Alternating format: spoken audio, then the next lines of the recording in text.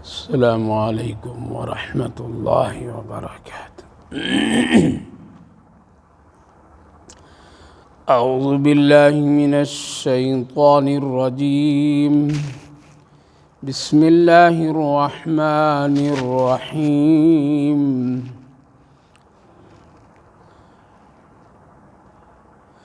وَيَعْبُدُونَ مِن دُونِ اللَّهِ مَا لَا يَضُرُّهُمْ وَلَا يَنفَعُهُمْ وَيَقُولُونَ هَؤُلَاءِ شُفَعَاؤُنَا عِندَ اللَّهِ قُلْ أَتُنَبِّئُونَ اللَّهَ بِمَا لَا يَعْلَمُ فِي السَّمَاوَاتِ وَلَا فِي الْأَرْضِ سبحانه وتعالى عما يشركون۔ وما كان الناس إلا أمة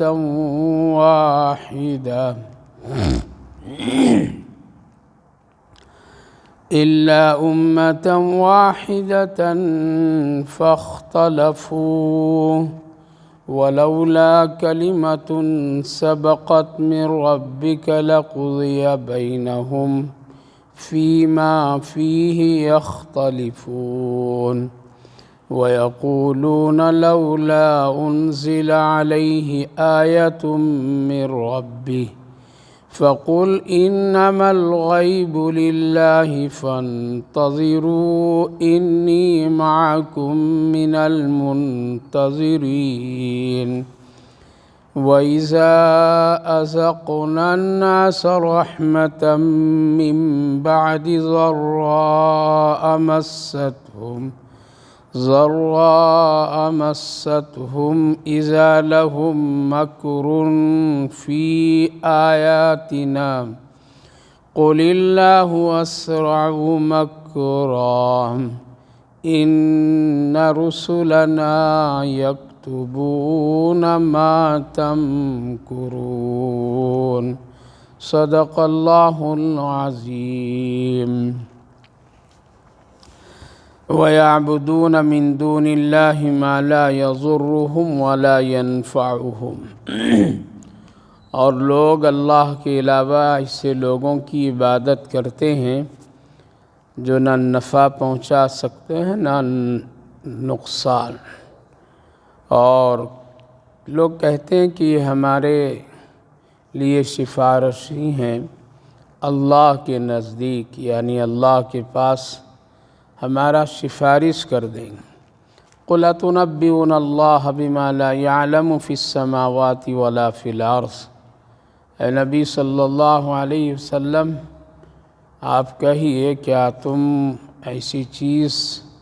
اللہ کے سلسلے میں بولتے ہو کہ کیا اللہ کو معلوم نہیں ہے زمین و آسمان کے بارے میں؟ پاک ہے اللہ تعالیٰ، بلند ہے ان تمام چیزوں سے جو تم شرک کا عمل ان کے ساتھ کرتے ہو۔ وَمَا كَانَ النَّاسُ إِلَّا أُمَّةً وَاحِدَةً فَاخْتَلَفُوا، اور ایک ہی امت ہوتی ہے اور ایک ہی جماعت تھی، پھر لوگ اختلاف کیے۔ اگر یہ بات یہ کلمہ ثابت رب کی طرف سے نہ ہوتا تو پھر فیصلہ کر دیا جاتا ان چیزوں کے سلسلے میں جو لوگ اختلاف کرتے ہیں۔ پیاری ماں اور بہنوں، اللہ رب العالمین کا شکر، اس کا احسان ہے کہ اللہ تعالیٰ نے آپ سبھی کو قرآن کریم کی اس بابرکت مجلس میں آنے کی توفیق مرحمت فرمائی ہے۔ اللہ تعالیٰ قبول فرمائے، آخرت کے لیے نجات کا ذریعہ بنائے۔ گزشتہ مجلس میں سورہ یونس کی چند آیات مبارکہ پر روشنی ڈالی گئی تھی، جن میں سے خاص چند باتیں یہ تھی کہ انسان کی ایک عجیب فطرت ہے، جب ضرورت پڑتی ہے تو پھر اللہ کی طرف انسان رجوع کرتا ہے، ضرورت پوری ہو جاتی ہے تو پھر ساری کامیابی اپنے نام کر کے منہ موڑ لیتا ہے۔ یہ ایک گویا کہ انسان کی عادت سی ہے جس کو اللہ نے خود بیان فرمایا، حالانکہ ایسا نہیں کرنا چاہیے۔ اس کے ساتھ ساتھ کفار و مشرکین کی کچھ چند سوالات اور مطالبات کا بھی ذکر تھا، جو لوگ کہا کرتے تھے نبی اکرم صلی اللہ علیہ وسلم سے کہ قرآن کریم جو ہے وہ جو نازل ہو رہی ہے اس میں کچھ چیزوں کو گھٹا بڑھا دو، یعنی جو چیز ہم لوگ پسند نہ کریں اس کو نکال دو، جو چیز ہم لوگ کہیں اس میں کچھ اضافہ کر دو۔ تو اللہ تعالیٰ نے اس سے منع فرمایا اور فرمایا تھا کہ آپ کو یہ کام کرنا نہیں بلکہ وحی کی اتباع کیجیے اور اسی پر آپ قائم رہیے۔ اگر ہر ایک کی بات اور خواہشات پر عمل کریں گے تو دین کا معاملہ بالکل گڑبڑ ہو جائے گا اور خلط ملط ہو جائے گا۔ اس وقت جو آیت کریمہ پڑھا ہوں ان میں اللہ رب العالمین اس طرف اشارہ فرمائے کہ بعض لوگ اس دھوکے میں ہیں اس دنیا میں کہ کسی کی عبادت یا کسی کی اتباع، کسی کی پیروی اللہ کو چھوڑ کر کے اس لیے کرتے ہیں کہ یہ اللہ کے پاس ہمارا کچھ کام کر دے گا، سفارش کر دے گا اور ہماری نجات ہو جائے گی۔ تو یہ سب دھوکہ ہے اور ایسا ہو نہیں سکتا ہے، اس لیے کہ اللہ کے سوا ہر ایک آدمی کو حساب دینا ہے اور خود اللہ کے سامنے اپنی زندگی کا اچھے اور برے اعمال کا حساب دینا ہے۔ لہذا اللہ کے سامنے کوئی کسی کی سفارش کر ہی نہیں سکتا ہے جب تک کہ اللہ کی اجازت اور اللہ کی طرف سے حکم نہ ہو۔ لہذا کوئی اس گمان میں کہ اللہ کو چھوڑ کر کے غیر اللہ کی پرستش کرے جبکہ اس میں نفع اور نقصان پہنچانے کی بالکل صلاحیت نہیں ہے، اس کے اندر یہ طاقت ہی نہیں ہے، بلکہ اگر غور کریں دیکھیں کہ جن چیزوں کو لوگ معبود بنا کر کے اس کی پرستش، اس کی عبادت اور اس کے سامنے عقیدت و احترام پیش کرتے ہیں وہ ساری چیزیں اللہ کی پیدا کی ہوئی ہے۔ مثلاً اگر کوئی آدمی ایک لکڑی کو کاٹ کر کے تراش کر کے اس کو ایک انسانی شکل، بت کی شکل دیتا ہے اور پھر اس کی عزت احترام اور اس کے سامنے جھکتا ہے، سجدہ کرتا ہے، عقیدت و محبت پیش کرتا ہے، تو یہ درخت کو تو اللہ نے پیدا کیا ہے اور اللہ کی پیدا کی ہوئی چیزوں میں سے ایک چیز ہے۔ اگر کوئی آدمی ایک پتھر کو تراش کر کے اس کو ایک بت کی شکل، انسانی شکل دے کر کے اس کو اپنا دیوی دیتا یا خدا سمجھ بیٹھتا ہے اور اس کے سامنے عقیدت و احترام کے ساتھ اس کی عبادت کرتا ہے، سجدہ کرتا ہے، ہاتھ جوڑتا ہے، کچھ کھانے پینے کی چیزیں چڑھاتا ہے، تو یہ پتھر کو بھی تو اللہ ہی نے پیدا کیا ہے اور یہ اللہ رب العالمین کی مخلوقات میں ایک مخلوق۔ اسی طرح جتنی بھی چیزیں ہیں دیکھ لیں، غور کریں، کوئی سونا یعنی گولڈ کو ڈھال کر کے،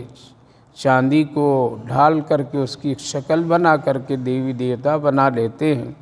دھات، پیتل، تانبے، یہ ساری چیزیں جتنی بھی ہے ساری چیزیں اللہ کی پیدا کی ہوئی ہے، تو اس میں بذات خود کوئی نفع اور نقصان کا اس کے اندر طاقت نہیں ہے۔ یا پھر اس سے آگے بڑھیے کہ اگر کوئی انسان کو خدا سمجھ کر کے اسی کو معبود سمجھتا اور اس کی عبادت کرتا ہے اور اس سے اپنا نفع اور نقصان جوڑ رکھتا ہے تو یہ بھی اس کے لیے ایک دھوکہ ہے۔ یہ انسان خود ہی محتاج ہے، پیدا ہوا تب محتاج، پیدائش کے بعد محتاج، کھانے پینے کا محتاج، آنکھ میں روشنی کا محتاج، بولنے کے لیے زبان کا محتاج، چلنے کے لیے پاؤں کا محتاج، پکڑنے کے لیے ہاتھ کا محتاج، سننے کے لیے کان کا محتاج، پھر جسم میں کوئی تغیر اور تبدل، بیماری، صحت، یہ سب چیزوں کے محتاج، کھانے پینے کا محتاج، اور جب کھانے پینے کی محتاج اور اس کو تقاضے تو پھر وہ سونے جاگنے کا بھی محتاج۔ تو یہ انسان جس کو انسان خود اس کو معبود سمجھ کر کے اس کی عبادت کرتا ہو اور اس کے سامنے گرتا ہو، پیشانی جھکاتا اور اس سے اپنی ضرورت اور تقاضے کی درخواست کرتا کہ یہ پوری کر دیجئے، یہ ہمارا بنا دیجئے، تو یہ ایک دھوکہ ہے، شرک ہے۔ آج اس کی شکلیں الگ الگ لوگ اختیار کر رکھے ہیں اور لوگ کر رہے ہیں،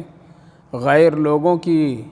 اسی طرح کی ان کی ایک شکل ہے، ان کی ایک ترتیب ہے۔ مسلمانوں میں بھی ایسے ہی لوگ ہیں کہ جو بزرگوں سے، اللہ کے ولیوں سے، ولی اللہوں سے ایسے ہی عقیدت رکھتے ہیں، ان کی وفات کے بعد، ان کی موت کے بعد ان سے جا کر کے اپنی حاجت اور اپنی ضروریات ان کے سامنے پیش کرتے ہیں، ان کا سجدہ کرتے ہیں، ان کا طواف کرتے ہیں، ان کے قبروں کے چکر گھومتے پھرتے ہیں، کھانے پینے کی ان کے پاس پیش کرتے ہیں، عقیدت سے زندہ مردہ، بکرے بکریاں، مرغے مرغیاں، یہ ساری چیزیں پیش کرتے ہیں۔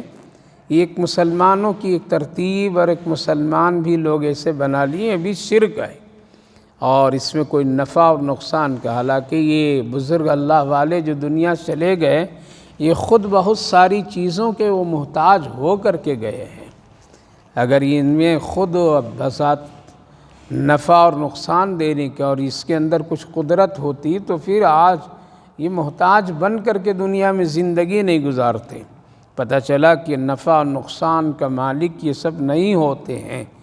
اور پھر آج بہت سارے لوگ کسی پیر اور کسی بڑے کو اس لیے اور اس طرح اس عقیدت کے ساتھ مانتے ہیں کہ یہ میرے پیر صاحب ہمارے لیے آخرت میں کیا کریں گے، سفارش کر دیں گے تو میرا کام ہو جائے گا، قبر میں فرشتوں کے یہی جواب دے دیں گے تو میرا کام ہو جائے گا۔ فلاں جہاں اگر حساب کتاب ہوگا، یہ اللہ کے سامنے جا کر کے کچھ کہہ دیں گے میرے بارے میں تو ہمارا کام ہو جائے گا، آسان ہو جائے گا۔ پیر صاحب میرے ہیں، بڑے ہیں، اور پلسرات پر ہاتھ پکڑ کر کے، دامن پکڑ کر کے ہم نکل جائیں گے۔ یہ سب ایک عقیدت ہے، اور آج لوگ دھوکہ دے رہے ہیں، اور اس دھوکے اور جال میں لوگ ایک بڑا طبقہ پھنس چکا ہے، اور مرد ہو یا عورت ہو پھنسا ہوا ہے۔ لہذا اللہ نے فرمایا نہ کسی کی سفارش چلے گی، نہ ان میں نفع اور نقصان کا کوئی طاقت اور صلاحیت ہے۔ اگر تم نے یہ گمان کر رکھا ہے تو یہ سب چیزیں باطل ہے،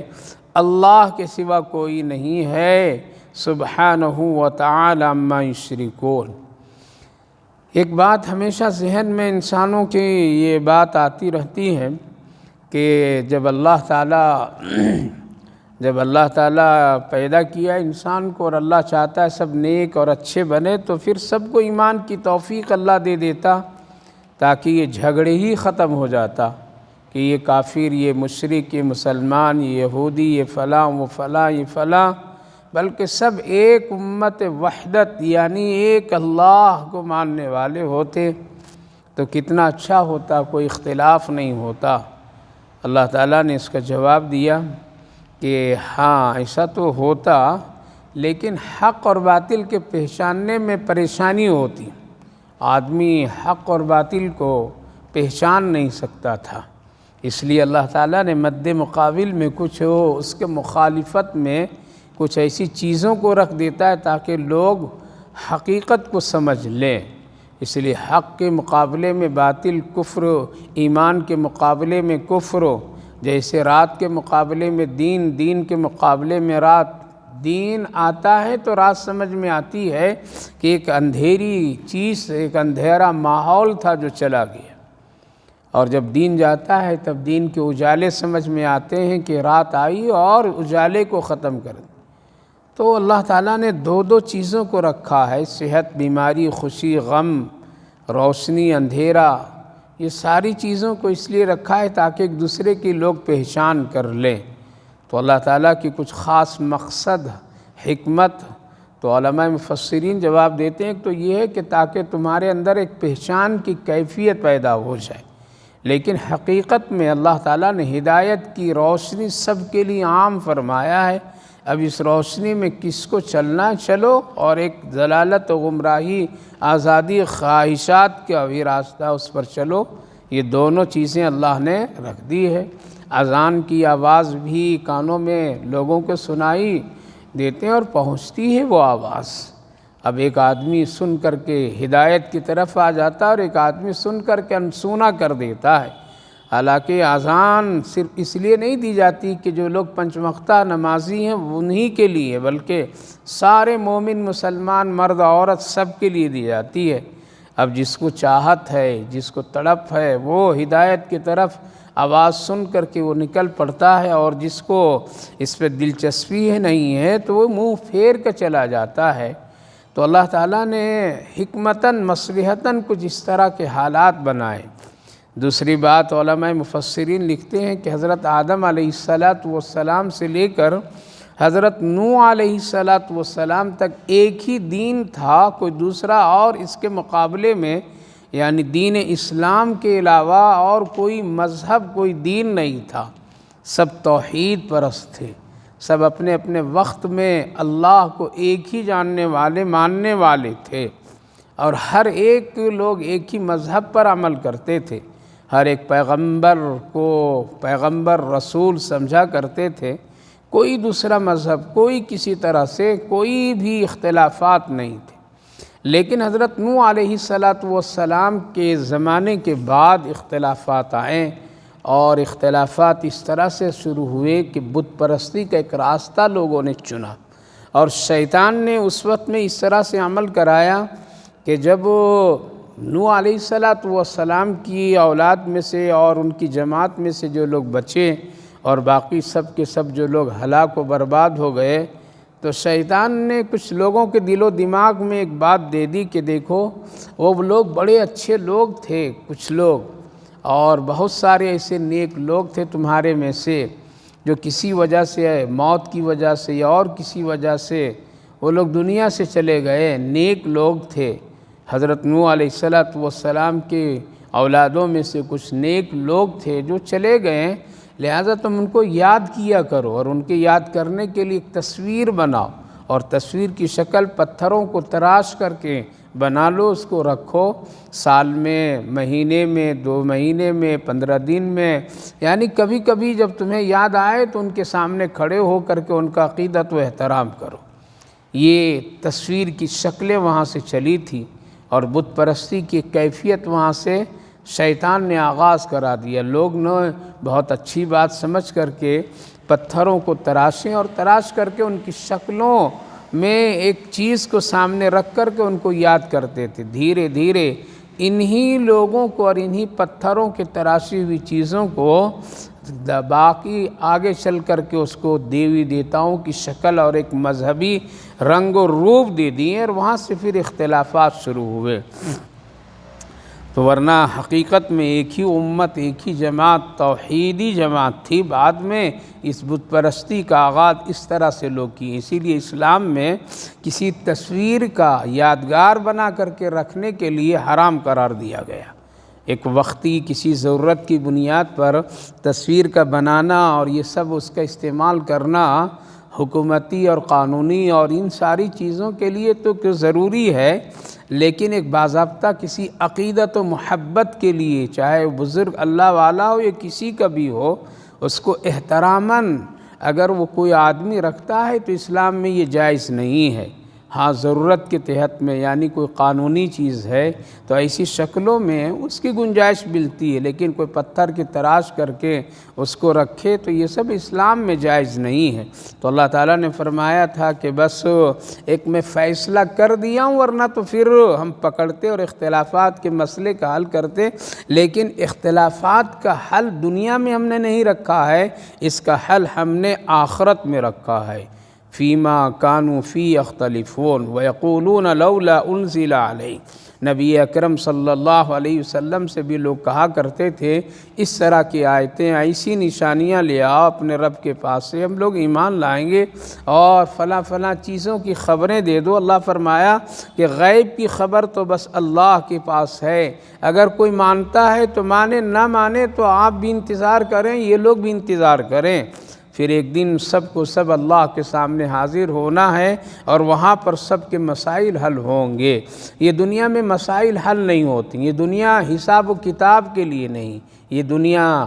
دار الجزا نہیں بلکہ دار العمل ہے، یہاں عمل کرنے کا حکم دیا گیا ہے، نہ کہ یہاں پر میں کسی طرح سے کوئی بھی معاملات کا حل ہو جائے مذہبی اعتبار سے، یہ مشکل، اس لیے آخرت میں فیصلے ضرور ہوں گے کہ کون حق پر اور کون باطل پر۔ وَإِذَا أَذَقْنَا النَّاسَ رَحْمَةً مِّن بَعْدِ ضَرَّاءٍ مَسَّتْهُمْ إِذَا لَهُم مَّكْرٌ فِي آيَاتِنَا۔ پہلی جو آیت گزری تھی اسی سے متعلق اور اسی سے ملی جلی ہوئی باتیں اور عنوان، کہ جب انسان کو کوئی اللہ رب العالمین اپنی جانب سے کوئی تکلیف کے بعد رحمت، آسانیاں، سہولتیں، اپنی خاص نعمتیں عطا کر دیتا ہے تو پھر وہ بندہ کیا کرتا ہے، اس میں تدبیریں کرنے لگتا ہے، چالاکیاں کرنے لگتا ہے اور اس کو عدل بدل کرنے لگتا ہے، ایسا نہیں ویسا نہیں۔ اللہ فرمائے من بعد ضراء مست اذا لهم مکر فی آیاتنا، یعنی پھر ہمارے آیات میں، ہماری نشانیوں میں، ہماری قدرت میں، ہماری دی ہوئی نعمتوں میں وہ چھیڑ چھاڑ کرنے لگتا ہے اور اس میں تدبیریں شروع کر دیتا ہے کہ یہ ایسا ہوتا، اس کو ہم ایسا بنا دیں گے، یہ مسئلہ اس طرح کر دیا جائے، قرآن کی آیت مثلاً اس طرح بدل دیا جائے، اس کا حکم ایسا کر دیا جائے، یہ شکلیں اس طرح سے بنا دیا جائے۔ مثال کے طور پر میں اللہ نے انسان کو دو رنگ و روپ میں بنائے، ایک مرد کی شکل اور ایک عورت کی شکل ہے، یہ اللہ کی نشانیوں میں سے بھی ایک نشانی کے طور پر ہے۔ عورت اور مرد کی شکلیں، صباحت اور اس کی وضاحت اللہ رب العالمین نے الگ الگ انداز میں رکھا ہے۔ اب اگر کوئی عورت یہ چاہے کہ نہیں ہم مرد بن جائیں اور اس کی کوشش کرے، اس کی تدبیر کرنے لگے اور اس کے لیے وہ بہت کچھ اختیارات کرنے لگے اور اس کو اپنانے کے لیے مردوں کی شکلیں، مردوں کے حالات، مردوں کے عمل وہ شروع کر دے تو یہ ناجائز اور حرام ہے، یہ تدبیر ہے، جبکہ اللہ نے ان کو ایک خاص نعمت اس شکل میں دی تھی۔ مرد حضرات کو اگر اللہ رب العالمین نے جو نعمتیں اور حالات دیے اس میں تبدیلی وہ کرنا چاہے اور وہ ایک عورت کا رنگ و روپ اختیار کر لے تو پھر یہ بھی اس کے لیے ایک چھیڑ چھاڑ ہے، تدبیریں۔ اس کے علاوہ اور بہت ساری چیزیں، مثلاً اللہ نے جن چیزوں کو حلال بنایا اب اس میں تدبیر لوگ کرتے ہیں کہ اب اس کو کسی طرح سے ہم حرام کر دیں۔ اللہ نے جن چیزوں کو حرام کیا ہے اور لوگ تدبیر کر لیں، شکلیں اختیار کریں، ڈھونڈیں، اس پر محنت کریں کہ کسی طرح اس کو حلال بنا کر کے لوگوں کو سہولت پہنچا دیں اور پھر وہ اس کو استعمال کریں، تو یہ تدبیر جیسے آج بھی ہو رہے ہیں۔ آج شکلیں لوگ کوشش میں پورے کے پورے لگ جاتے ہیں کہ کسی طرح سے سود حلال ہو جائے، شراب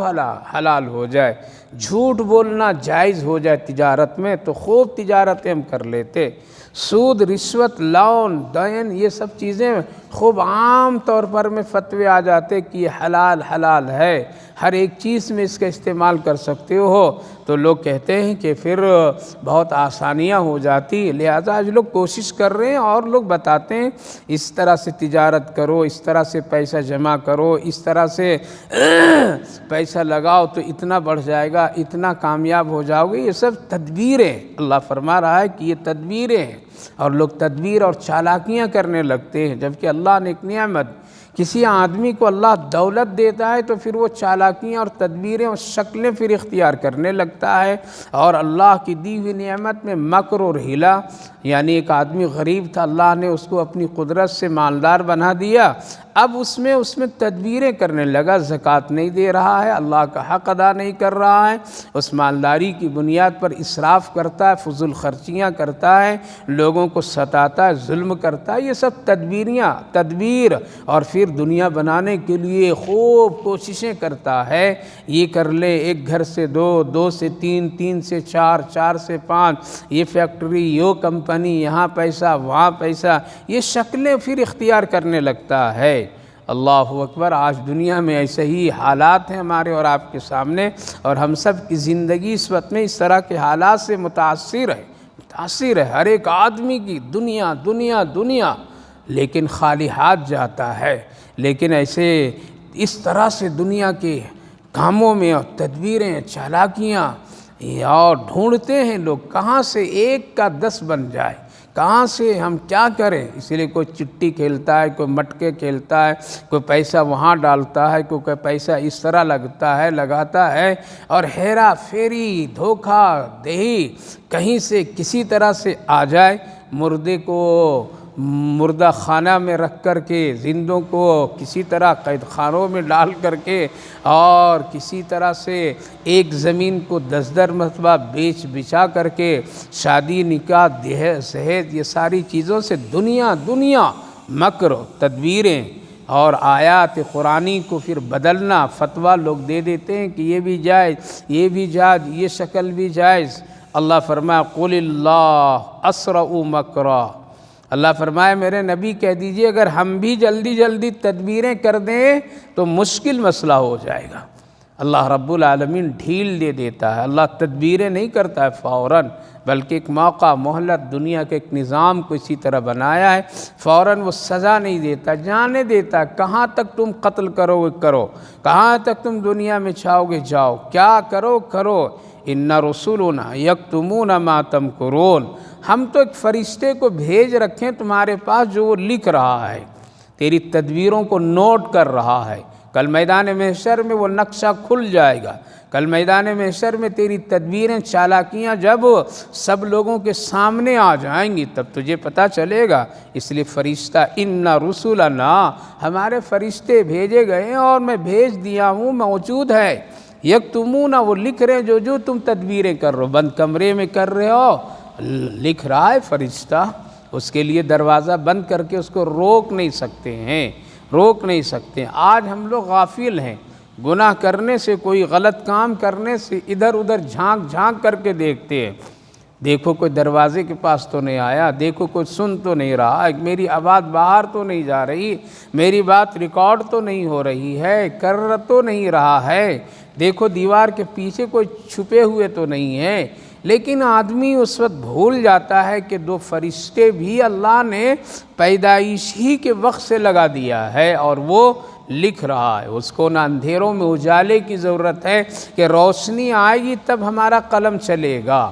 جس طرح سے ہم اور آپ اگر کوئی چیز لکھنا چاہیں اور روشنی چلی جائے تو ہم اجالے کے انتظار تک کے قلم کو روک دیتے ہیں، ہو سکتا ہے دیر تک آئے تو وہ بات بھول بھی جائے، لیکن فرشتے کو تو اس کی ضرورت نہیں ہے، وہ اندھیروں میں بھی لکھ سکتا ہے، اجالے میں بھی لکھ سکتا ہے، آبادی میں بھی لکھ سکتا ہے، ہنگامے کے وقت لکھ سکتا ہے، فرشتوں کو کوئی مشکل نہیں۔ تو جتنی تدبیریں، چالاکیاں، جتنی حربے آج انسان اختیار کرتا بھول گیا ہے۔ ان رسلنا یکتمون ما تمکرون، اس لیے فرشتے لکھ رہے ہیں تمہاری تدبیروں کو، چالاکیوں کو، تم اندھیروں میں کیا کر رہے ہو، تم تنہائیوں میں کیا کر رہے ہو، دوستوں کے ساتھ مل کر کے کیا پروگرام بنائے ہو، علماء ہو تو کون سے مسئلے کو گڑبڑ کرنا چاہتے ہو، کون سا فتویٰ حلال و حرام کو اور مقصد کے تحت میں دینا چاہتے ہو، سب کا حساب ہے میری ماں بہنوں، کوئی بچ نہیں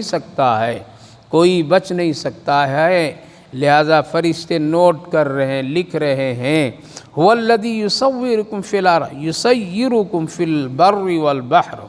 وہ اللہ جو تم کو کبھی خشکی اور دریا میں،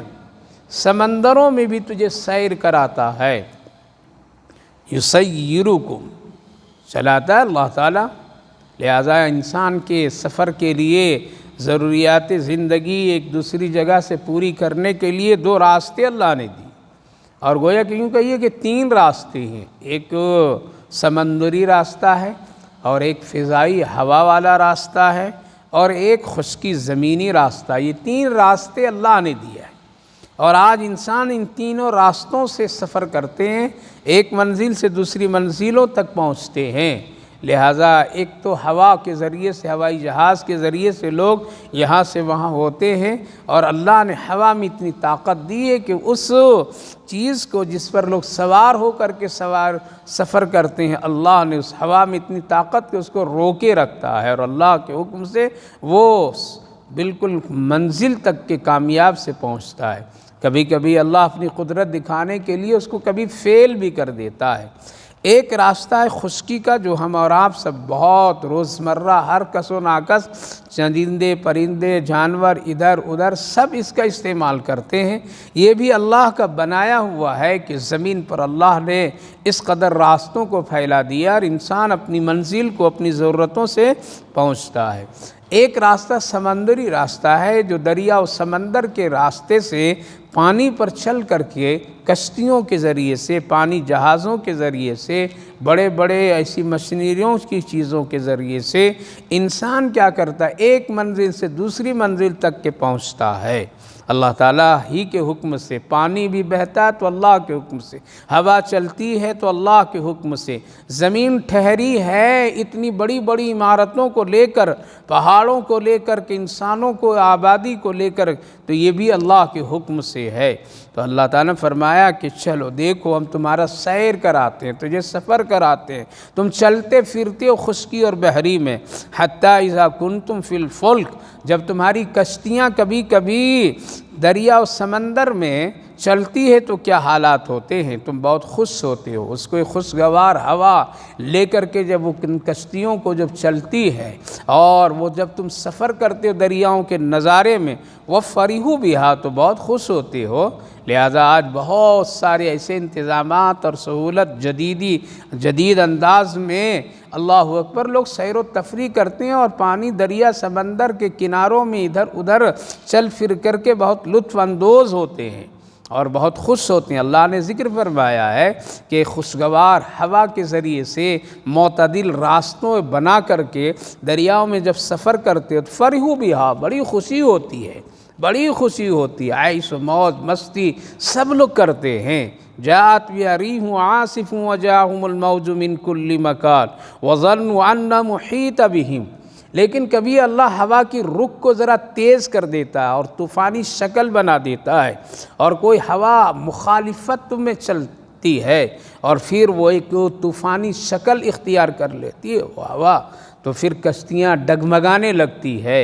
اور موجوں میں پھنسنے لگتی ہے۔ تو اس وقت کا حال کیا ہے کہ وہی آدمی، وہی لوگ جو پہلے خوش ہو رہے تھے اور بہت ہی فرحت و نشاط کے ساتھ وہ سفر کر رہے تھے، کیا ہوا، اچانک اللہ نے ہوا میں تبدیلی پیدا کر دی، لہروں میں تھوڑا سا ذرا اللہ نے تبدیلیاں پیدا کر دی، طوفانی کیفیت کو پیدا کر دیا، جس سے کشتیاں ڈگمگانے لگی اور لوگ موجوں میں پھنسنے لگے اور اب گمان کرنے لگے بچنا مشکل ہے۔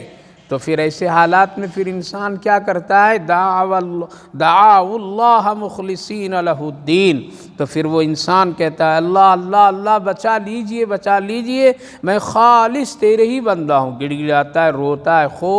خوب کہ اب یہاں تو کوئی بچانے والا نہیں، مشین بھی فیل، ہوا کا رخ بھی بدلا ہوا ہے، طوفانی کیفیت ہے، لہروں میں ایک بڑی طغیانی ہے، یہاں اب کوئی بچانے، اعلان بھی ہو جاتا ہے کبھی کبھی، اب حالات بڑے خطرے میں ہیں، اس لیے لوگ کلمہ پڑھ لو، لوگ ایسا کر لو، ایسے حالات بھی آ جاتے ہیں۔ تو اس وقت میں لوگوں کے ایک ہی پکار اللہ اللہ اللہ اللہ، لیکن اس سے پہلے تھوڑی دیر جب خوشی اور مسرت میں تھے تو ان کو نہ نماز کی فکر تھی، نہ اللہ کا شکر ادا کرنے کی فکر، لیکن مصیبت میں پھنستے ہی دعوا اللہ، مخلص ہو کر کے اللہ پر، اللہ فرماتا لئن انجیتنا من هذه، اور پھر وہ لوگ کہنے لگتے ہیں کہ اللہ اگر ہم کو نجات دے دیجئے گا، بچا لیجئے گا تو ہم لوگ بہت شکر ادا کریں گے، آپ کے شکر گزار بندہ بنیں گے، لنکونن من الشاکرین، یعنی شکر کرنے والوں میں ہم ہو جائیں گے، اللہ بچا لیجئے بچا لیجئے۔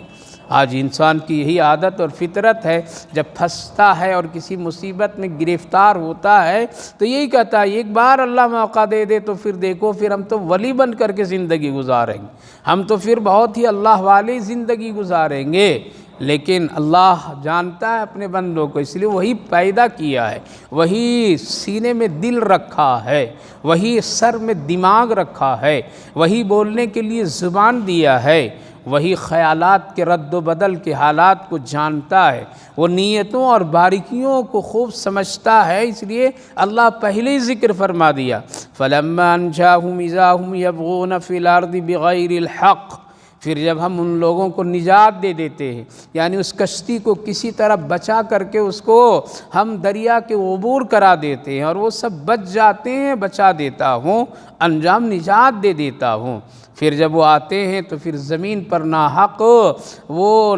کام ڈھونڈنے لگتے ہیں، ظلم کرنے لگتے ہیں، زیادتیاں کرنے لگتے ہیں، اور پھر وہ لوگ اللہ کی مخالفت اور باغی بن جاتے ہیں۔ یہی ہوتا ہے، پھر کہنے لگتے ہیں کہ بچ گیا، یہ ہوا، ایسا ہوا، کیپٹن نے ایسا کیا، فلاں ہوا، ہماری تدبیر، ہماری چالاکی، ہماری ایسے، اور پھر وہ لوگ شرارت اور بدمعاشی اور بغاوت کے کام کرنے لگتے ہیں۔ اللہ فرمائے یا ایھا الناس انما بغیکم علی انفسکم، اے لوگو، اے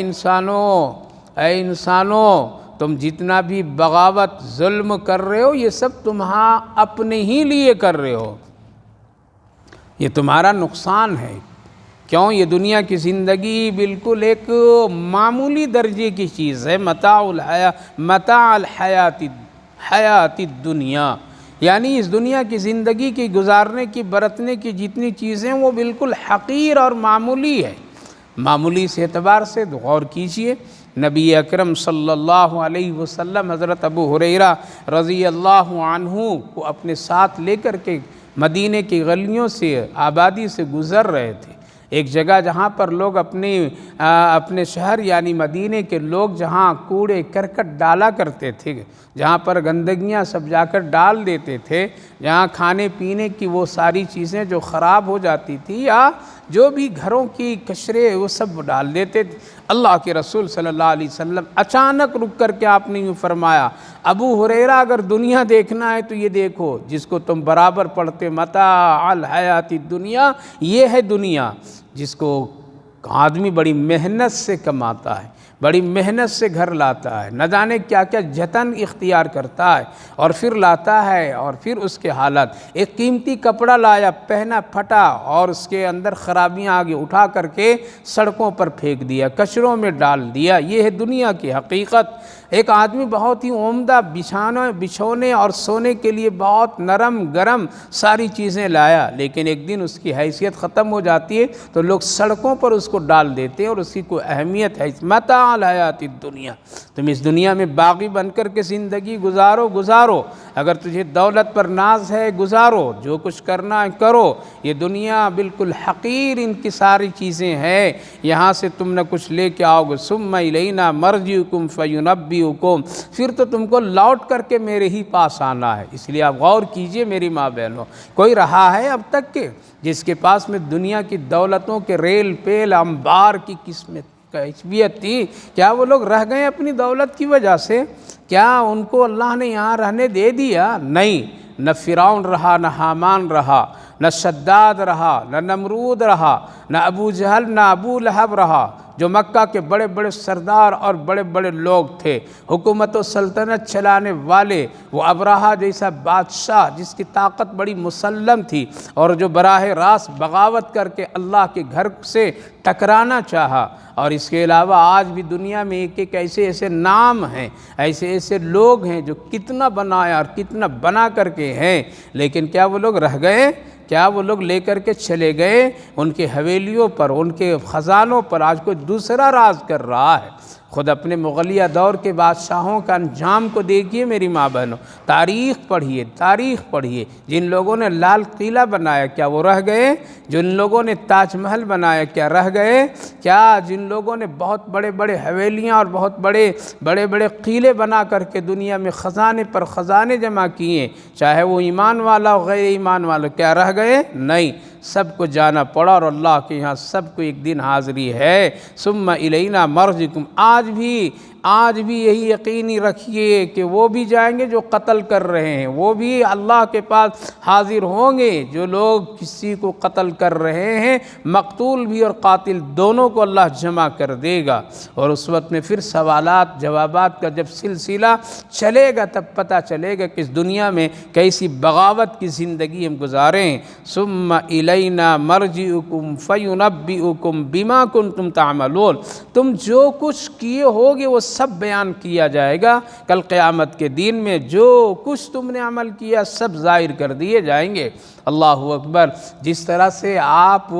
اس کو سمجھنے کے لیے اس طرح سمجھیے، آپ ایک خوش ماحول میں، ایک تقریب میں، یعنی ایک شادی کی تقریب میں آپ جاتی ہیں، آپ سب جاتی ہیں اور اس تقریب میں خوشی ہوتی ہے، خوشیوں سے کھانا پینا ہوتا ہے، خوشی کا لباس پہننا ہوتا ہے، خوشیوں سے ایک دوسرے سے ملتے جلتے ہیں، اور وہاں کے نظارے بڑے خوشگوار ہوتے ہیں، اس کی ویڈیو بنتے ہیں، اس کی تصویریں بنتی ہے، اس کو ریکارڈ کیا جاتا ہے، اور پھر اس کو وہاں کے خوشگوار ماحول کو کھانے پینے ملنے جلنے سب کی تصویریں لا کر کے محفوظ کیا جاتا ہے، اور پھر اس کو رکھا جاتا ہے وقتاً فوقتاً، حالات ماحول میں اس کو گھروں میں بیٹھ کر کے لوگ دیکھتے ہیں، خوش ہوتے ہیں، پھر اپنے حالات پر غور کرتے ہیں۔ اللہ اسی طرح کل میدان محشر میں ہماری کی ہوئی زندگی میں جو کچھ اعمال ہیں اس کا بھی ویڈیو اگر وہاں چلا دے گا تو دیکھ لیجئے گا کہ کیا حالات بنیں گے۔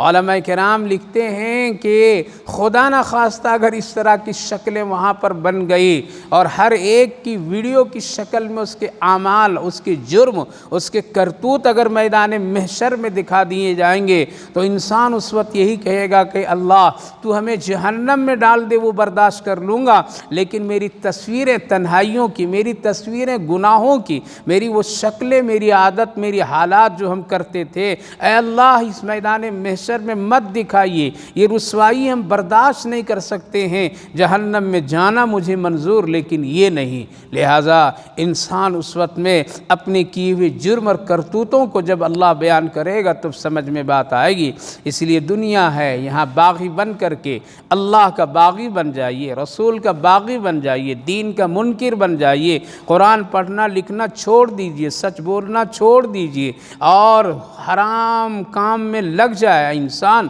پھر بھی موت ہے، اور ایک دن اللہ کے سامنے اپنے کرتوتوں کے ساتھ، اچھے اور برے اعمال کے ساتھ حاضر ہونا ہے، جہاں اللہ ایک ایک چیز کو بیان کرے گا۔ انما مثل الحیات الدنیا کماء انزلناہ من السماء فاختلط بہ۔ اللہ تعالیٰ نے دنیا کی مثالیں قرآن کریم میں بڑی آسان اور بہت ہی خوبصورت سہل انداز میں پیش کیا ہے۔ جگہ جگہ پر اللہ رب العالمین نے قرآن کریم میں دنیا کی حقیقت، ہماری اور آپ کی زندگی کی حقیقت کو خوب آسان بیان فرمایا تاکہ لوگ سمجھو۔ اس کی ایک مثال یہاں پر دی اللہ تعالیٰ نے کہ ایک زمین کا ایک ٹکڑا ہے مثلاً، اور اس ٹکڑے یا کھیتی کسان کام کرنے والے ان کی زمینیں ہیں، اور وہاں پر بارش نہیں ہوئی ہے بہت دنوں سے، جس کی وجہ سے وہ لوگ کھیتی گویا کہ نہیں کر پا رہے ہیں، وہ بارش کے انتظار میں ہیں۔ اللہ تعالیٰ بارش کو برساتا ہے، زمین اس پانی کو اپنے اندر جذب کر لیتی ہے، اور پھر وہ زمین نرم ہو جاتی ہے، اور نرمی کی وجہ سے اس پانی اور بارش کی وجہ سے خوشگوار ماحول زمین میں بن جاتا ہے۔ اس کے بعد پھر ایک کسان کھیتی کرنے والا کھیتی کے لیے دانے بو دیتا ہے اور ڈال دیتا ہے، پھر چند دنوں کے بعد میں اس میں گھاس پتے پتیاں، یعنی بارش کی وجہ سے جانوروں کے لیے الگ چرنے کے لیے چراگاہ ہو جاتے ہیں، وہاں کچھ پتے ہریالی گھاس پڑے پودے سب تیار ہوتے ہیں، کسان کھیتی کرنے والا اناج کو دانے کو ڈال کر کے کھیتیاں لانا چاہتا ہے، اور اس کی وجہ سے ایک ہرا بھرا ماحول نظر آنے لگتا ہے۔ اللہ فرمائے مما یاکل الناس، ہم آسمان سے بارش اتارتے ہیں، زمین میں اس کو خلط ملط ملا دیتے ہیں، اور پھر اس سے ہم زمین پہ گھاس پیڑ پودے کھیتی باڑی انسانوں اور جانوروں کے لیے تیار کر دیتے ہیں، اور وہ سب کھاتے پیتے ہیں۔ چلیے اتنا ہوتا ہے، پھر کیا ہوتا ہے؟ پھر ایسا ہوتا ہے کہ کھیتی کرنے والا کسان جو دانہ بویا تھا، اب وہ کھیتی تیار ہو گئی، ہری بھری، ہر چیز بڑا خوشگوار، کسان بہت خوش ہوتا ہے، کھیتی کرنے والا کاشت کرنے والا باغ کا مالک بڑا خوش ہوتا ہے، بہت اچھا پھل آیا ہے، بڑی اچھی کھیتیاں آئی ہے، اس مرتبہ تو بہت کما لیں گے، بہت ہم اپنے لیے جمع کر لیں گے۔ وہ خوش ہوتا ہے اور اپنی امنگوں میں ایک دوسرے سے سناتا ہے۔ اللہ فرماتا ہے اچانک میں اس کھیت کو اور ہریالی کو بدلتا ہوں اس طرح سے کہ کوئی ناگہانی آفات اس پر ڈال دیتے ہیں، کوئی شکل ایسی بن جاتی ہے کہ وہ کھیتیاں خراب ہو جاتی ہے، پھل فروٹ خراب ہو جاتے ہیں، کھیتیوں کے اندر میں کوئی کیڑے مکوڑے بیماریاں آ جاتی ہیں اور وہ سب کے سب ضائع ہو جاتے ہیں، اور یا کوئی آسمان سے آگ آ کر کے جلا کر کے خاکستر کر دیتی ہے، جس کی وجہ سے کسان جب جاتا ہے ہرے بھرے دیکھنے کے لیے تو وہ دیکھتا ہے کہ کچھ بھی نہیں ہے، راتوں رات سب ختم ہو گئے، اور ایسا ہے کہ یہاں کچھ بھی پہلے لگائے گئے نہیں تھا۔ تو اللہ تعالیٰ نے فرمایا پھر کیا ہوتا ہے، فَجَعَلْنَا حَسِيدًا كَأَن لَّمْ تَغْنَ بِالْأَمْسِ كَذَلِكَ نُفَصِّلُ، کچھ ہاتھ آیا نہیں اس کو۔ اسی طرح انسانوں تم دنیا کی زندگی کو ہری بھری بنا لو، غیر غلط بغاوت کر کے تم خوب سنوار لو، اس کو خوب اس کو سجا لو، لیکن کیا ہے، بچپنا ہے، بچپنے کے بعد جوانی ہے، جوانی میں تیری امنگیں خوب بڑھی ہوئی ہوتی، یہ کریں گے وہ کریں گے فلاں کریں گے، یہ بنائیں گے وہ بنائیں گے، تم بڑا خوش ہوتا اپنی جوانی پر، اپنی طاقت پر، اپنی قوت پر، اپنی تمام چیزوں پر، لیکن کیا ہوتا ہے، اے انسان پھر تیری جوانی کو میں کھینچتا ہوں اور بڑھاپے کی طرف دھکیل دیتا ہوں، کالے بال سفید کر دیتا ہوں، منہ سے دانتوں کو جھاڑ دیتا ہوں، زبان سے لڑکھڑاہٹ کی کیفیت پیدا کر دیتا ہوں، آنکھوں کی روشنی میں کمی کر دیتا ہوں، ہاتھوں کی طاقت میں لرزہ اور کپکپاہٹ شروع کرا دیتا ہوں، پیروں میں درد کی کیفیت پیدا کرا دیتا ہوں، ہاضمے تیرے خراب کر دیتا ہوں، آہستہ آہستہ گوشت کو کم کر دیتا ہوں، تیرے گوشت ہڈیوں سے جدا جدا ہونے لگتے ہیں، تمہارا چلنا پھرنا مشکل ہونے لگتا ہے، اور پھر ایک دن تم اس زمین کے گڑھے میں آ کر کے تو سما جاتا ہے۔ جس طرح کھیتی ختم ہو گئی اسی طرح تیری زندگی بھی ختم ہو جاتی ہے، اور تم کچھ بھی کر لو ایک دن تجھے آنا ہے۔ کذالک نفصل الآیات لقوم یعلمون۔ پھر جب وہاں جائیں گے تو اللہ تعالیٰ فرمایا کہ تمہارا رب بڑا مہربان ہے، اللہ بڑا مہربان ہے۔ اس کے علاوہ اور مثالیں اللہ دیتا ہے کہ انسان جب جوان ہوتا ہے تو بہت بنانا چاہتا ہے، فخر کرتا ہے اپنی دنیا میں، انما مثل الحیات الدنیا کماء۔ اللہ تعالیٰ نے فرمایا کہ انسان جب جوان ہوتا ہے تو بڑی امنگ، بہت امنگ، دنیا سجا دیتا ہے، بنا دیتا ہے، بڑھاپا آتا ہے تو اپنی اولادوں پر فخر کرتا ہے، دیکھو میں اپنے بیٹے کو ڈاکٹر بنایا، انجینئر بنایا، لندن میں، امریکہ میں ہے، دنیا میں وہاں ہے یہاں ہے، وہ بوڑھا گھر میں بیٹھے بیٹھے فخر کر رہا ہے، ہم نے یہ بنا دیا وہ بنا دیا، لیکن اس کو فکر نہیں میری قبر بنی ہے اچھی یا نہیں ہے،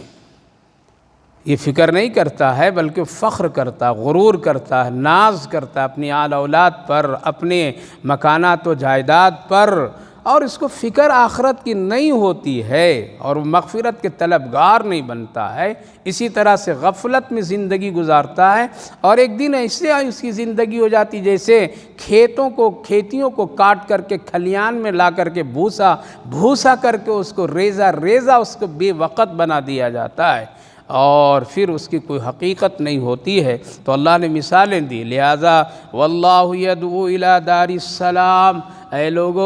لوگو اللہ تجھے سلامتی کے گھر کی طرف بلا رہا ہے۔ سلامتی کے گھر دنیا میں نہیں ہے، دنیا میں کوئی بھی گھر سلامتی کا نہیں، امن کا نہیں، کچھ نہ کچھ خرابیاں ہیں، سکون نہیں ہے۔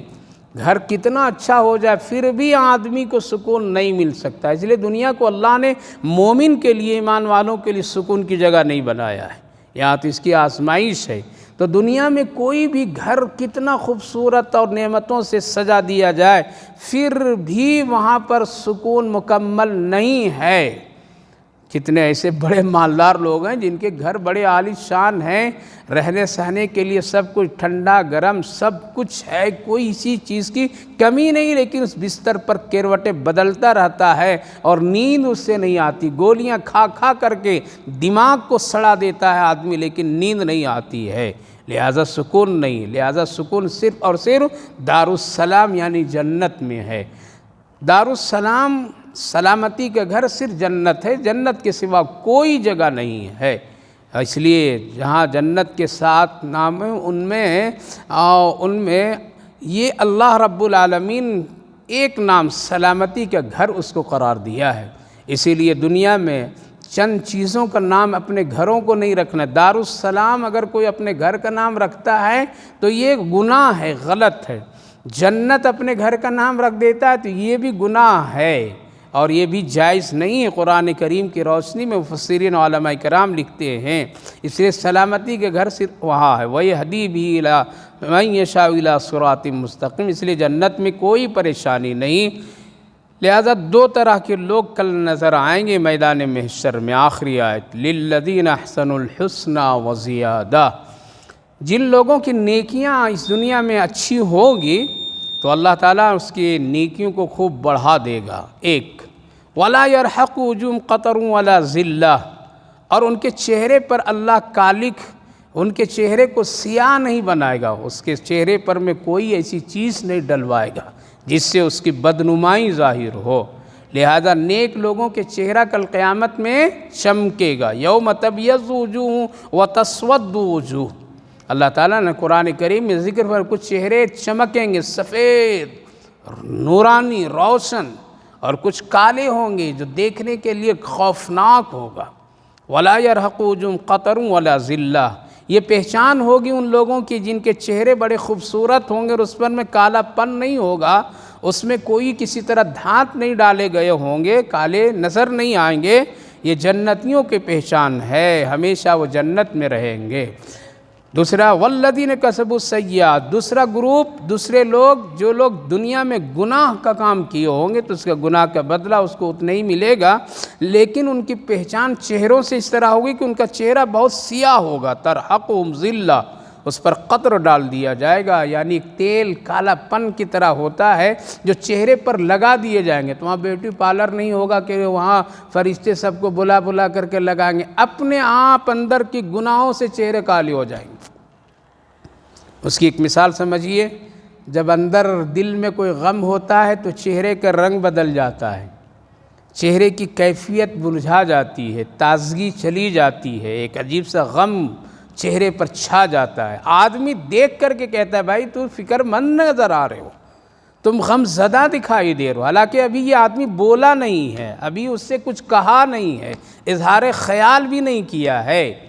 آخر اس کو معلوم کیسے ہوگا؟ چہرے کی کیفیت سے آدمی پیشان لیا فکر مند ہے، تکلیف دہ ہے، غم زدہ ہے۔ اسی طرح کل قیامت کے دن ان کے گناہوں کی سیاہی اور ان کے گناہوں اور کرتوتوں کی وجہ سے ان کے چہرے کالے ہو جائیں گے، اور ایسا لگے گا کہ جیسے اس کی مثال جو یہ سڑک پر جو ڈالا جاتا ہے کالا رنگ کا جو تیل اور اس میں کنکریوں میں ملا کر کے اسی طرح کا ایک رنگ ہوگا، کالا کر دیا جائے گا اور بہت بھیانک نظر آئیں گے۔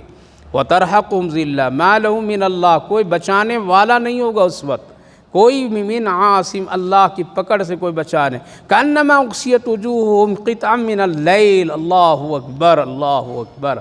آج چہرے میں اگر کوئی خرابی ہے تو بیوٹی پارلر میں جا کر کے کریم پاؤڈر دنیا ایسا ویسا لگا کر کے ایک گھنٹوں کی نمائش کے لیے ہم لوگ کیا سے کیا کر لیتے ہیں، کیا سے کیا کر لیتے ہیں۔ کتنے ایسی ماں بہنیں خواتین ہیں، اللہ اکبر، ہزاروں پیسے خرچ کر دیتے ہیں، لیکن صدقہ کے نام سے 2 روپیہ دینے میں اس کا دل پتھر بن جاتا ہے، لیکن بظاہر تصویر بنانے کے لیے شادی کی تقریبوں میں جا کر کے غیروں کے ہاتھوں سے فوٹو کھنچوانے کے لیے اتنے پیسے خرچ کرتے ہیں، اتنے سجتے سنورتے ہیں، لیکن ان کو وضو کرنا نصیب نہیں ہوتا ہے، وضو نہیں نصیب ہوتا ہے۔ اور کتنے نمازیں لوگ اس لیے چھوڑ دیتے ہیں کہ اگر ہم وضو کریں گے تو ہماری یہ ساری بناوٹ سجاوٹ ختم ہو جائے گی۔ اللہ اکبر، کل قیامت میں کہاں جائیں گے؟ کل قیامت میں چہرے سیاہ ہوں گے، کون سا بیوٹی پارلر میں جائیں گے، کون سی چیز لگائیں گے، کون سی کریم کا مرد عورت استعمال کریں گے؟ اللہ فرما رہا کَأَنَّمَا أُغْشِيَتْ وُجُوهُمْ قِطْعًا مِّنَ اللَّيْلِ، اس کا چہرہ ایسا ہوگا، ایسا ڈھانک دیا جائے گا جیسے رات میں اندھیری اور اندھیرا پن سے بالکل ڈھک جاتا ہے۔ جب اندھیرا پورا چھا جاتا ہے تو کالے کالے نظر آتے ہیں۔ اسی طرح سے اللہ نے ایک مثال دے دیا، اس کے چہرے ایسے خطرناک بھیانک گناہوں کی وجہ سے، بغاوت کی وجہ سے، بدعمالیوں کی وجہ سے سیاہ پن نظر آئے گا۔ یہ پہچان، یہ علامت ہوگی اولئک اصحاب النار، یہ جہنمی لوگ ہوں گے، جہنم میں ہمیشہ ہمیشہ رہیں گے۔ فائنل اللہ نے کر دیا، تمہاری پہچان علم سے نہیں ہوگی، وہاں پر تمہاری پہچان ڈگریوں سے نہیں ہوگی، تمہاری پہچان دنیا کے خوبصورت مکان اور گھر سے نہیں ہوگی، تمہاری پہچان دنیا میں بہترین لگژری کاروں سے نہیں ہوگی، تمہاری پہچان دنیا کے بڑے عہدوں سے نہیں ہوگی، تمہاری پہچان بہت عالی شان کروڑوں کے خرچ کی شادیوں سے نہیں ہوگی، تمہاری پہچان آخرت میں کسی عہدے پر دینی ہو یا کوئی دنیاوی ہو اس کی وجہ سے نہیں ہوگی، تمہاری پہچان حسب و نسب کی یہ خان صاحب، یہ پٹھان صاحب، یہ سید صاحب، یہ قریشی صاحب، یہ فلاں صاحب، یہ فلاں صاحب نہیں ہوگی، تمہاری پہچان کسی شہر کے عالی شان محلے اور دنیا کی چیزوں سے نہیں ہوگی، تمہاری پہچان تمہاری لباس سے نہیں ہوگی، تمہاری پہچان کل میدان محشر سے تیرے چہرے بتائیں گے کہ تم کس کٹگری اور کس گروپ کا آدمی ہے، اور تمہارے چہرے میں فائنل ایک پوزیشن آئے گی اور وہ ہے سیاہی اور سفیدی۔ اس لیے اپنے اعمال کو درست کر لیجئے، صحیح کر لیجئے اور اپنے اعمال کو ٹھیک کر لیجئے، ورنہ کل قیامت میں بڑی رسوائی کا سامنا ہوگا، وہاں بچنا بچانا مشکل ہوگا۔ اسی لیے اس چہرے کو وضو کے پانی سے خوبصورت بنائیے، اپنے چہرے کو سجدوں سے خوبصورت بنائیے، اس چہرے پر کبھی گناہوں کی ندامت سے نکلنے والے آنسوں کو مل لیجئے، اللہ کو بہت پسند ہوگا۔ اس چہرے کو کبھی کبھی قرآن کریم کی تلاوت سے بارونق بنائیے، اس چہرے کو کبھی کبھی درود پاک کی ورد اور وظیفے سے بنائیے، اس چہرے کو کبھی کبھی نیکی اور خوبصورتی کو اپنے چہروں پر سجائیے اور بھلے کام کیجیے، اچھے کام کیجیے۔ لہذا میری ماں بہنوں، جتنی دنیا کی چیزوں پہ محنت ہے آخرت پر بھی محنت کیجیے، انشاءاللہ کل قیامت میں خوشیاں نصیب ہوگی۔ اللہ رب العالمین نے یہی بات بتائی ان تمام آیات مبارکہ میں، تم کچھ بھی کر لو دنیا میں، ایک دن تم کو میرے پاس آنا ہے اور تیری پہچان تیرے چہروں سے ہوگی، چہرہ جس کا جتنا اچھا اتنا ہی وہاں آخرت میں اس کی کامیابی، اور چہرہ جس کا جتنا برا اتنا ہی اس کی ناکامی۔ اسی لیے ایک بزرگ روزانہ رات میں اٹھتے تھے تو وہ آئینے کے سامنے کھڑے ہوتے تھے، اللہ اکبر، جیسے آج ہم لوگ کھڑے ہوتے ہیں آئینے کے سامنے دنیا کو دکھانے کے لیے، سجنے سنورنے کے لیے، وہ کھڑے روز ہوتے تھے اور دیکھتے تھے کہ کہیں میرے گناہوں کی وجہ سے رات میں کوئی اثر چہرے پر تو نہیں آ گیا، اللہ اکبر۔ وہ ڈرتے تھے، جبکہ وقت کے بڑے محدث تھے حضرت عبداللہ ابن مبارک رحمہ اللہ، جن کی شکلوں میں فرشتے بھی حج کیا کرتے تھے، لیکن اتنا ڈر اور خوف وہ رکھتے تھے کہ کھڑے ہو کر کے آئینہ میں دیکھتے تھے اور کبھی کبھی غور کرتے تھے کہ کہیں پتہ نہیں میرے کس گناہ کی وجہ سے چہرے پر کوئی سیاہی دھبا تو نہیں آ گیا۔ آج ہم سب غافل ہے، مرد ہو یا عورت ہو، جوان ہو، بچے ہو، بوڑھے ہو، غفلت سے اٹھیے، دنیا کے حالات بدلتے ہوئے نظر آ رہے ہیں۔ عبرت لیجئے ان ماں بہنوں سے جن کے گود سے بچے شہید ہو رہے ہیں، عبرت لیجئے میری ماں بہنوں کے، ان کے حوصلے کو سلام کیجئے، اور آپ غفلت سے نکلیے، اپنے گھر کے مردوں کو بیدار کیجئے، اپنے گھر کے مردوں کو نیک اور نمازی بنائیے، نہیں تو پھر اللہ کے یہاں پکڑ بڑی جلدی ہے۔ اللہ ہم سب کی حفاظت فرمائے۔ اللہم صلی علی سیدنا نبینا حبیبنا مولانا محمد وبارک وسلم علیہ۔ ربنا آتنا فی الدنیا حسنۃ وفی الآخرۃ حسنۃ وقینا عذاب النار۔ اے اللہ، ہم سب کمزور ہیں، گنہگار ہیں، خطا کار ہیں، تیری رحمتوں سے ہم سب امیدوار ہیں، اپنے فضل سے معاف فرما دیجیے۔ اے اللہ، آپ بڑی طاقت و قوت و قدرت والے ہیں۔ اللہ،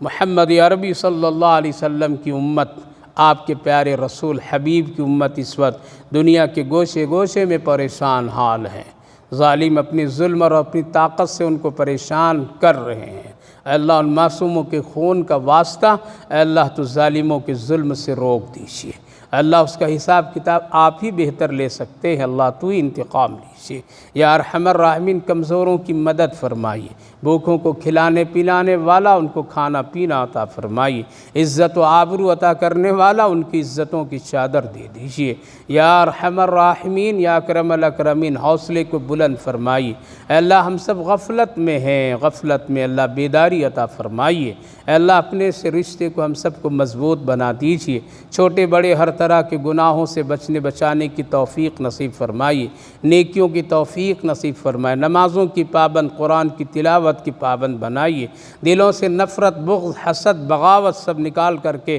ایک پکے سچے مومن مسلمان کی زندگی عطا فرمائیے۔ اے اللہ اس بابرکت مجلس کو بے حد قبول فرمائیے، سارے آنے والی ماں بہنوں کی حاضری اور آنے کو قبول فرمائے، سب کی زندگیوں میں خیر و برکت، رحمت، عافیت عطا فرمائیے، بیماروں کو صحت و شفا نصیب فرمائیے، صحت مندوں کو سلامتی نصیب فرمائیے، جو لوگ دنیا سے جا چکے ہیں ان سب کی بخشش و مغفرت فرما دیجیے، ہماری ان دعاؤں کو اپنے فضل و کرم رحمتوں سے قبول فرمائیے۔ صلی اللہ علی النبی وعلی آلہ وسلم، سبحان ربک رب العزت عما یصفون وسلام علی المرسلین والحمد للہ رب العالمین۔